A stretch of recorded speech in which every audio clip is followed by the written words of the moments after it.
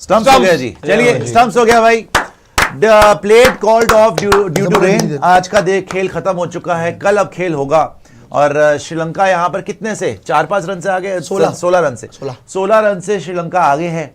कल आके ट्राई करेंगे, 4 विकेट बची है और वही आदमी जिसने हमारे अगेंस्ट 2-2 सेंचुरी मार दी है, सोनल दिनूशा, आपकी जीत के बीच में वही खड़ा हुआ है। अगर वो कल श्रीलंका को बचा गया ना, अगर वो ये सीरीज ड्रॉ, मतलब इस मैच को करा गया ड्रॉ और 1-0 से ही श्रीलंका को हार मिली और कहीं व्हाइट वॉश से बचा गया, वो प्लेयर ऑफ द सीरीज दे देना उसको। 100% यार, 100%। प्लेयर ऑफ द सीरीज पे सोनल दिनूशा का बनता है, चाहे जितना मर्जी अच्छा खेला है Devdutt Padikkal, but ultimately India के अगेंस्ट, अ बिगर साइड के अगेंस्ट ऐसी रेजिलियंस दिखाना और लगातार रन स्कोर करना कि आउट ही नहीं हो रहा, और कल भी अगर मैच बचा गया जैसे मैं बोल रहा हूं, तो भाई फिर तो आपको player of the series Sonal Dinusha का देना पड़ेगा। आज स्टंप हो चुका है, बट मुश्किल है, बहुत मुश्किल है कि एक और बार रन आ जाए। मुझे तो लगता है कल सोनल दिनूशा ही सबसे पहले आउट होगा।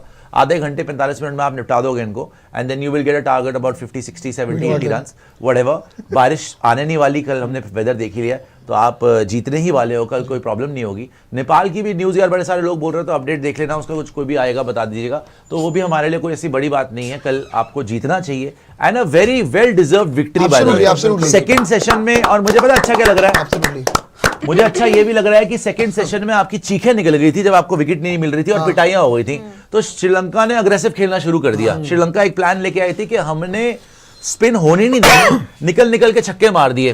3 छक्के तो मेंडिस मार गया था, वहीं पे एक छक्का वो उसके ऊपर वाला जो सूर्या बंदारा है वो मार गया था, तो ये लगातार मार रहे थे।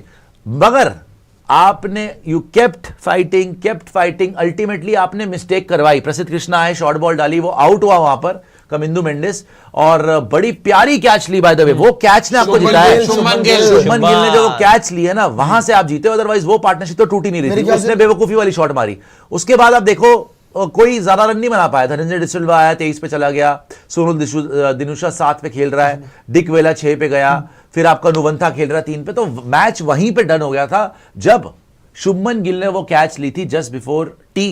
एंड देन टी में जाते जाते आप आराम से बैठे होंगे, आपने स्ट्रेटजी बनाई और फिर वापस आके आपने एग्जीक्यूट, बहुत प्यारा एग्जीक्यूट करा, 229 for 6।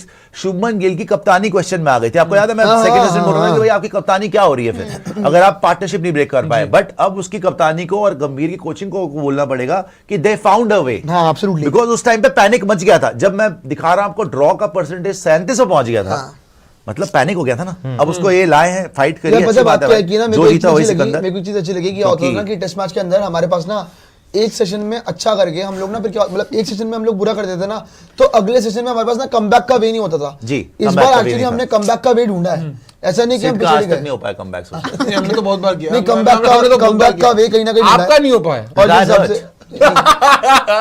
जी रिटायर्ड नहीं, मैं ये कह रहा हूँ कि कहीं ना कहीं अगर आप बात करें कमबैक का वे उन्होंने ढूंढा। और मेरे को ये चीज अच्छी लगी, मैं पहले भी कह रहा था कि शुभमन गिल, चलो आप कह रहे हो ना कि और कोई ऑप्शन नहीं था, 100% ऑप्शन थे।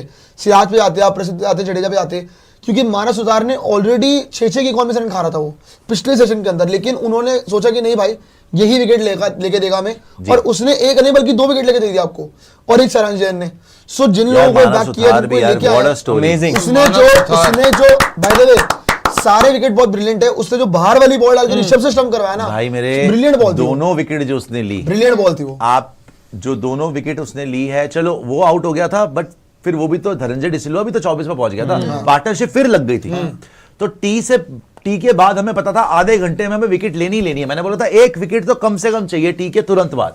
उसने एक नहीं, आपको 15 मिनट में 2 विकेट देके मैच ही खत्म कर दिया, और दोनों के दोनों विकेट जबरदस्ती। एक को तो उसने, एक तो देखो वो वाली धनंजय डिसिल्वा वाली तो उसका ब्रेन फील्ड मोमेंट था, वो इतनी शॉर्ट बॉल, गंदी बॉल थी, आराम से खेल सकता था सीधा, वो क्रॉस द लाइन खेलने गया, एज लगा, आउट हो गया। लेकिन सेकंड वाली तो भाई वो 92 पे प्लेयर खेल रहा है, वो इतना सेट बैटर है सूर्या बंदारा, उसको फॉक्स करना, क्योंकि वो प्रेडिक्टेबल हो गया था, बार बार डाउन द ट्रैक आ रहा था। एंड देन जैसे आपने बोला था पीपी वापस आ जी, ऋषभ पंत की ब्रिलियंस, बिल्कुल क्या स्टंपिंग करी यार उसने, कहां से कलेक्ट करके करी जी सिड जी।